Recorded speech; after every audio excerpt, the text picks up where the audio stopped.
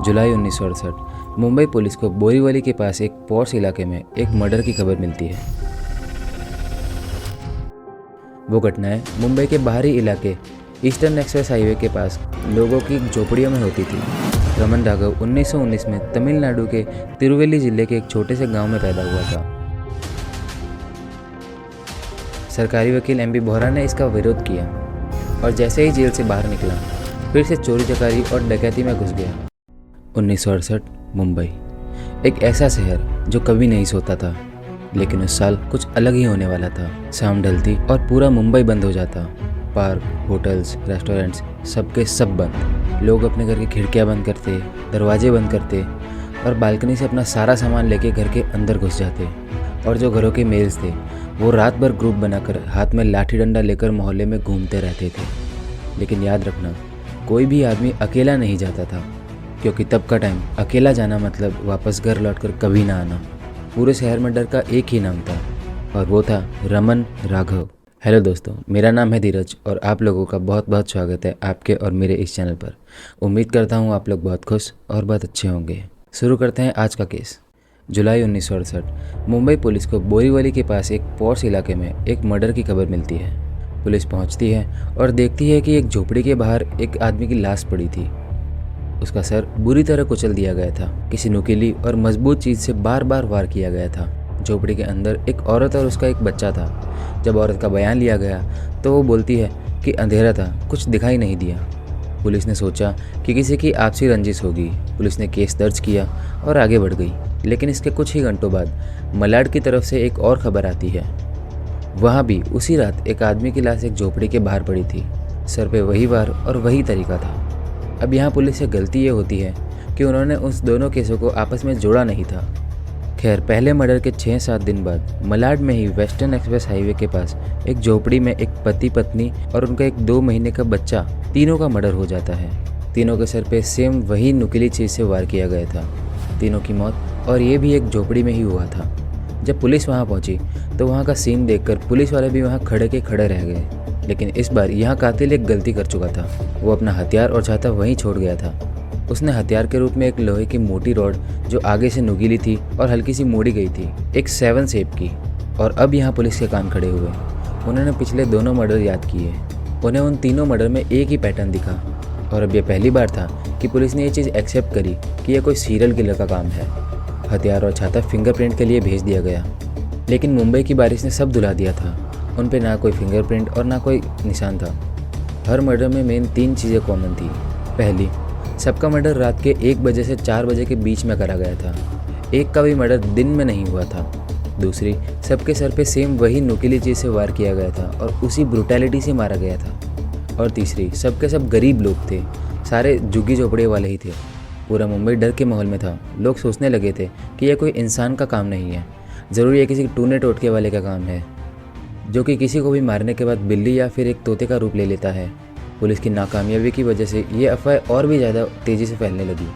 मुंबई के तब के पुलिस कमिश्नर PS मोदक थे, जिनके ऊपर इस केस के वजह से बहुत ज़्यादा प्रेशर आ रहा था। लोकल पुलिस अब हाथ खड़ा कर चुकी थी और इसी वजह से ये केस CID को दे दिया गया। एक स्पेशल टीम बनी और उसको लीड किया DCP रमाकांत कुलकर्णी ने।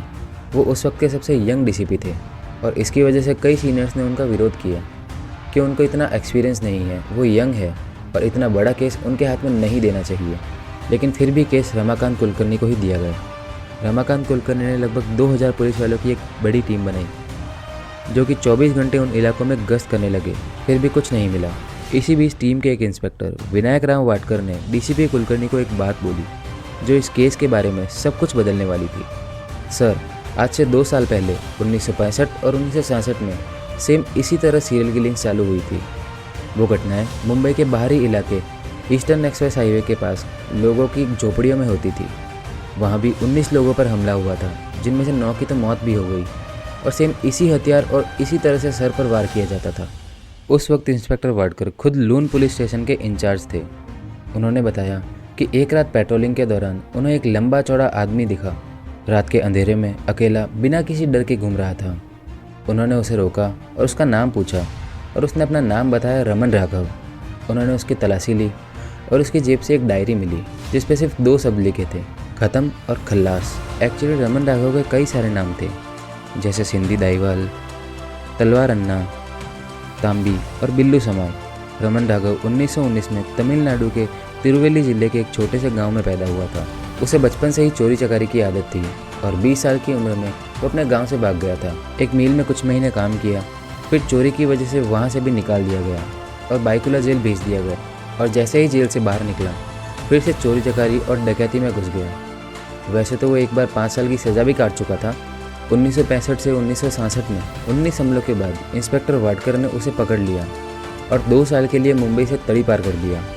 और तड़ी पार करते ही वहाँ की किलिंग्स भी बंद हो चुकी थी। 2 साल बाद जुलाई 1968 में वो वापस आ चुका था।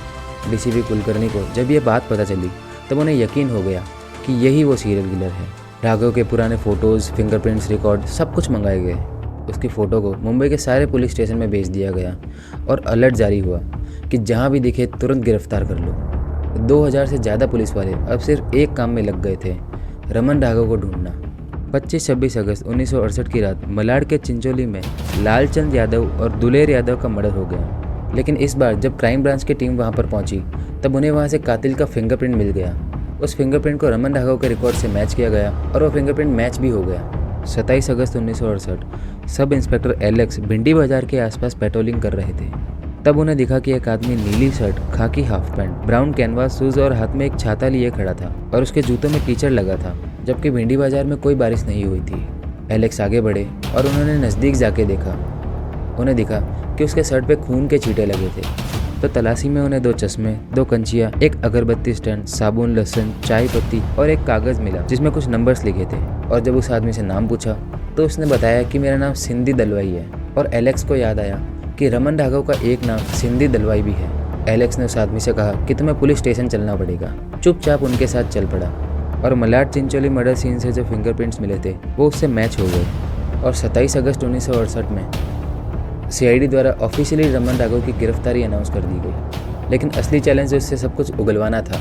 पूछताछ शुरू हुई, सवाल पे सवाल थे, लेकिन रमन राघव चुप था। मारपीट, धमकी, प्यार सब कुछ ट्राई कर लिया, लेकिन रमन राघव एकदम चुप था। आखिर में थक हार के एक पुलिस वाले ने कहा कि तुझे क्या चाहिए, जो तू मांगेगा वो देंगे। और इस चीज़ को सुनकर रमन राघव पहली बार बोला, मुर्गी। पास ही के होटल से एक चिकन करी मंगवाई गई और रमन राघव उसे चाट चाट कर खाने लगा और कुछ ही मिनट में उसने ख़त्म कर दी।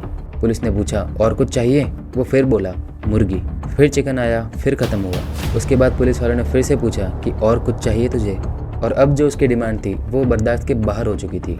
उसने कहा मुझे एक नारियल तेल, एक कंघी, एक शीशा और एक वैश्या चाहिए। लेकिन उसकी वैश्या वाली बात मानना इम्पॉसिबल था। उसने वो नारियल तेल अपनी पूरी बॉडी पर लगाया और अपने बाल उस कांच में देखकर बनाए और एक हल्की सी ईविल स्माइल के साथ काफ़ी देर तक उस कांच में खुद को निहारता रहा। फिर वो पुलिस की तरफ मुड़ा और बोला कि पूछो, तुम्हें क्या पूछना है।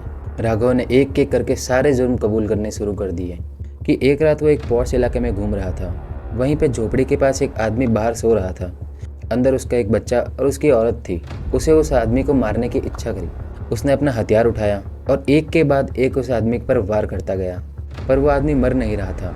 आदमी चिल्लाया और ये देखकर रमन उसके ऊपर तब तक वार करता रहा जब तक उसकी सांसें नहीं रुक गई। जब अंदर बैठी उसकी औरत जोर से चिल्लाई तो वहाँ से भाग उठा। भागता हुआ रमन मलाड पहुँचा। रात के करीब 3 बज रहे थे। वहाँ एक और झोपड़ी के बाद एक आदमी अपनी खाट पर सो रहा था और उसने इस बार भी उस आदमी पर तब तक वार किया जब तक उसकी सांस नहीं रुक गई।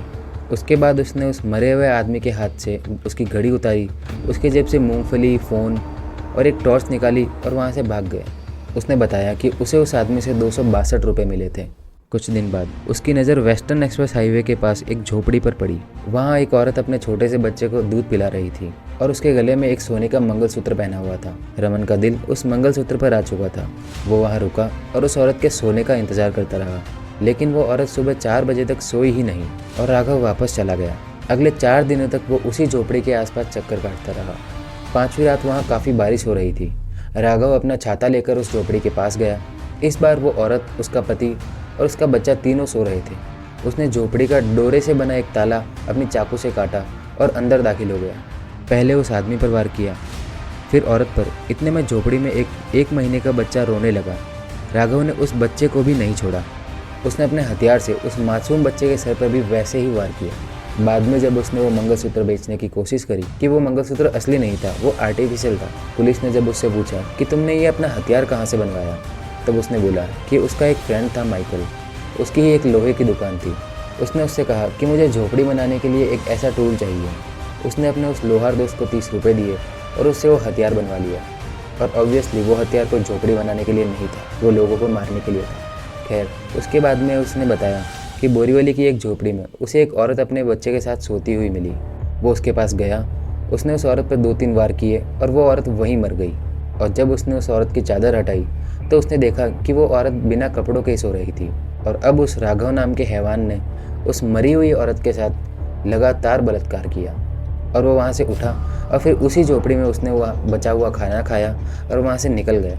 जब पुलिस ने रमन को पूछा कि तुमने आज से आज तक कितने मर्डर किए हैं, तब उसने कहा कि मैंने शायद 41 मर्डर किए हैं और इसके आगे भी कुछ होंगे तो मुझे याद नहीं। जब पुलिस ने उससे पूछा कि तुमने इतने सारे लोगों को क्यों मारा, तो वो कहता है कि वो सारे लोग गंदे थे और भगवान ने मुझे कहा था उन लोगों को मारने के लिए। खैर, अब रमन को कोर्ट के सामने पेश किया गया और जून 1969 में कोर्ट में रमन राघव का मुकदमा शुरू हुआ। और डिफेंस के लॉयर केपी पवार ने यह दावा किया कि रमन राघव की दिमागी हालत ठीक नहीं है, उसके लिए वो जिम्मेदार नहीं है। सरकारी वकील एमबी बोहरा ने इसका विरोध किया। कोर्ट ने फिर भी रमन राघव को 3 हफ्ते के लिए दिमागी जांच के लिए भेज दिया और रिपोर्ट्स में ये आया कि रमन राघव अपनी दिमागी हालत में एकदम ठीक है। और ये चीज़ सुनकर जज ने रमन राघव को दोषी करार दिया गया और उसे मौत की सज़ा दे दी गई। मामला हाईकोर्ट तक पहुंचा और कहा गया कि रमन राघव को क्रॉनिक पैरानॉइड स्किज़ोफ्रेनिया है। ये एक ऐसी बीमारी है जिसमें इंसान को सही गलत का फ़र्क नहीं पता होता। 4 अगस्त 1987 को हाईकोर्ट ने उसकी मौत की सज़ा को उम्र कैद में बदल दिया। राघव को पुणे के येरवाड़ा जेल में भेज दिया गया और 1995 में किडनी फेलियर की वजह से रमन राघव की मौत हो जाती है। आज 2026 में इस बात को लेकर 50 से ज़्यादा साल हो चुके हैं, लेकिन जो लोग 1965 से 1968 के बीच में मुंबई में थे, वो आज भी उस वक्त का नाम सुन के काँप उठते हैं, क्योंकि उस पूरे दौर में मुंबई के अंधेरे में सिर्फ एक ही नाम था और वो था रमन राघव।